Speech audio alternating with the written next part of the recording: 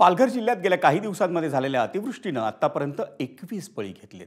जुलैमध्ये पालघर जिल्ह्यातील विविध भागात मुसळधार पाऊस बरसला होता आणि त्यात पालघर जिल्ह्यातील विविध पर्यटन स्थळं, धबधबे आणि मुसळधार पावसाच्या पुराच्या पाण्यात वाहून गेल्यानं 21 जणांचा मृत्यू झाल्याची माहिती प्रशासनानं दिली आहे।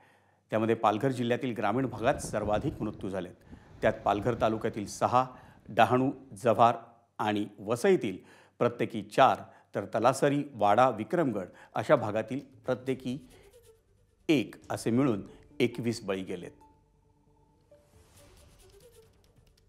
19 जुलैपासून जे या जिल्ह्यामध्ये जे पर्जन्यमान होत आहे, जी अतिवृष्टी झालेली आहे, त्या अतिवृष्टीमुळे अनेक भागात पूर आलेले होते, अनेक भागातले रस्ते खचलेले आहेत, काही जव्हारमध्ये ब्रिजचा अप्रोच तुटलेला आहे आणि त्याचबरोबर या दुर्दैवी घटनेमध्ये जवळपास या जिल्ह्यामध्ये आत्तापर्यंत 21 लोकांचा मृत्यू झालेला आहे आणि जवळपास 700 हेक्टर जमीनचं नुकसान झालेलं आहे, आत्तापर्यंत रिपोर्ट झालेला आहे। एबीपी माझा, उघडा डोळे बघा नीट।